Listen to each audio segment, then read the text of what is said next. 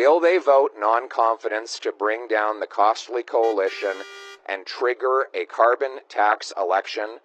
Or will Jagmeet Singh sell out Canadians again? I think Canadians watching might hear a bit of a disconnect in your message today, where you're saying the Liberals are done, you're done with the Liberals, and all of your comments are focused on the Conservatives, but neither you nor any of your MPs seem to be actually itching for an election. And so for Canadians who are a bit confused by that message, what's your response? Everyone has an opinion about Canadian federal politics. Oh, yeah.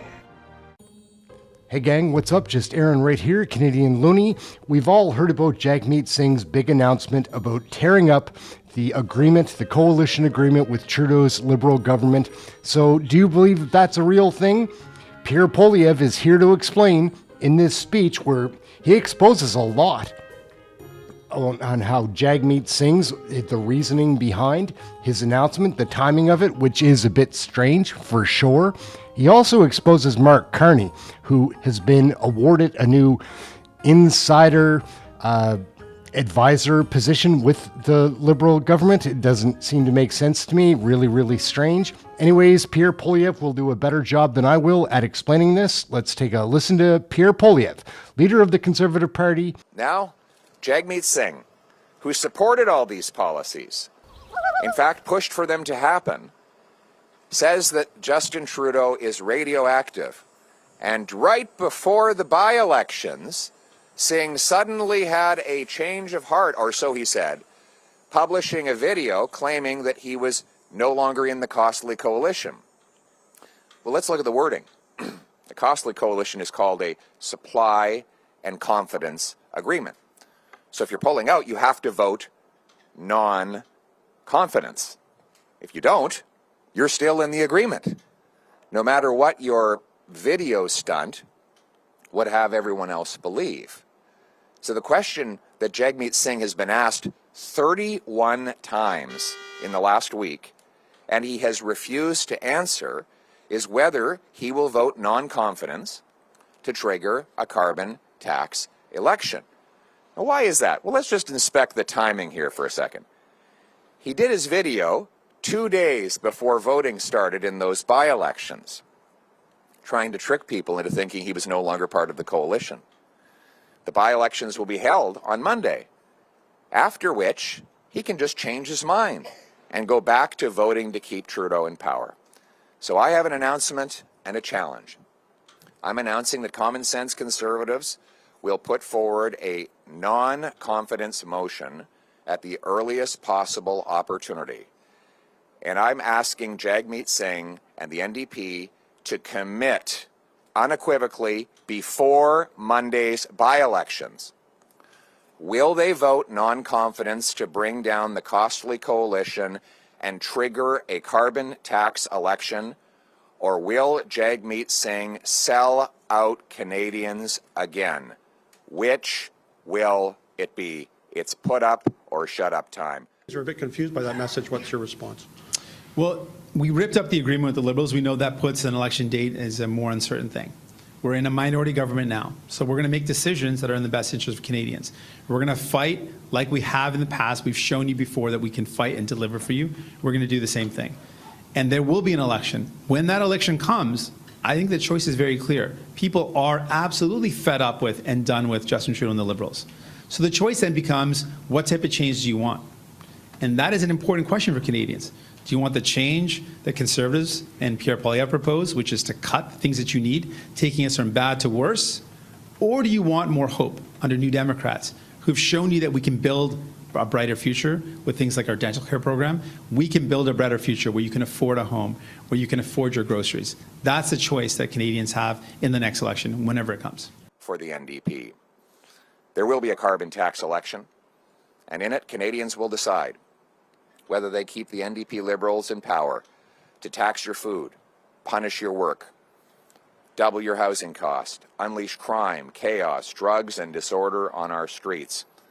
Will they vote for a 61-cent a litre carbon tax? Or will they elect a common-sense Conservative government that will axe the tax, build the homes, fix the budget, and stop the crime? And we need to bring them down now, because otherwise carbon tax Carney's agenda will predominate. we found out that there's a new phantom finance minister. Now, they have a lame duck minister right now. Squiggle and squirm as you might, it is really hard to put lipstick on a pig. Who Trudeau is pushing aside, just like he pushed aside other female ministers. And if anyone feels that they were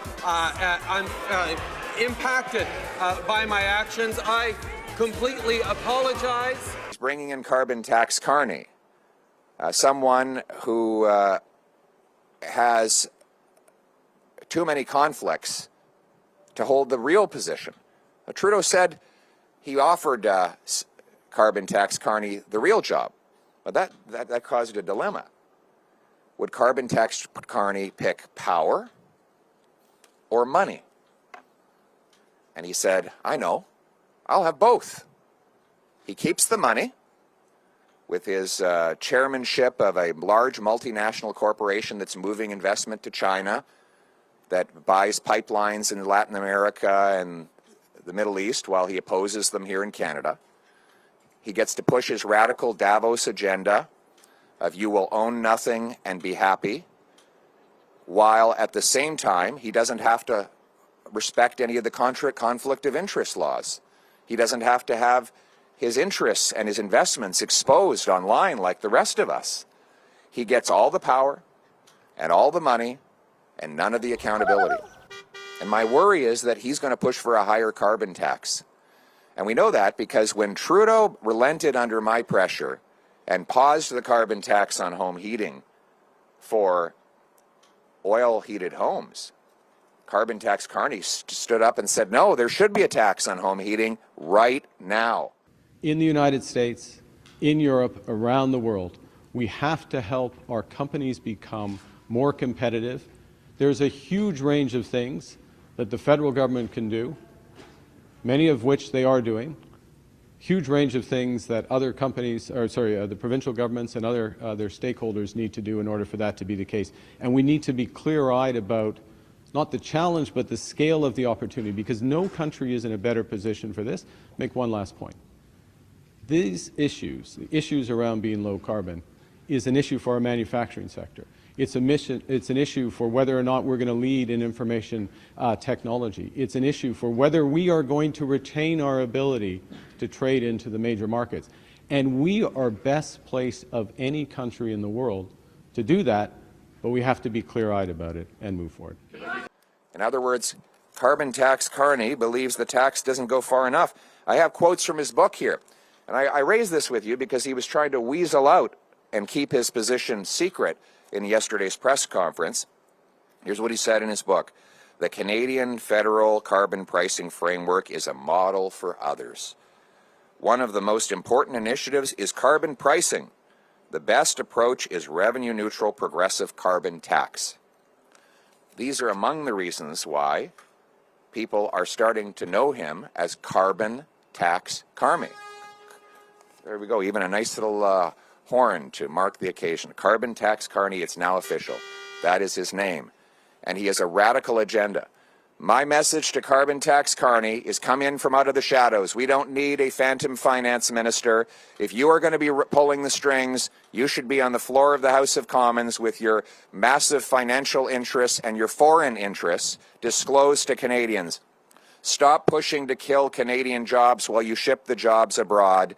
Make your carbon tax agenda known and be held accountable for Canadians so that we can choose in the carbon tax election. And when we do, common sense conservatives will bring home the country we know and love, where hard work earns a powerful paycheck that buys affordable food, gas, and homes in safe neighborhoods, where anyone from anywhere can do anything, where the Canadian promise is restored. Now let's bring it home. Everyone has an opinion about Canadian federal politics. Oh, yeah. What do you guys think, gang? Like, is Mark Carney a carbon tax problem? Is he going to be an issue? Do you believe Jagmeet Singh has really ripped up the agreement, the coalition with Trudeau? I doubt it. Who's to say? The timing of all these things is very weird. I just hope we have an election by October 2025. That's my biggest concern. My name is Aaron. This is Canadian Looney, and we're learning about Canadian federal politics. Again, trying to share that with you. We're back to the live shows on Monday. It'll be a daily thing. We cover the question periods and a bunch of other fun videos. Come check us out. It's a fun chat room, a really great environment to watch and learn about Canadian federal politics. That's it. We're going to wrap this up. We'll catch you next video. Thank you for watching this one. We'll see you next time. Everyone has an opinion about Canadian federal politics. Oh, yeah.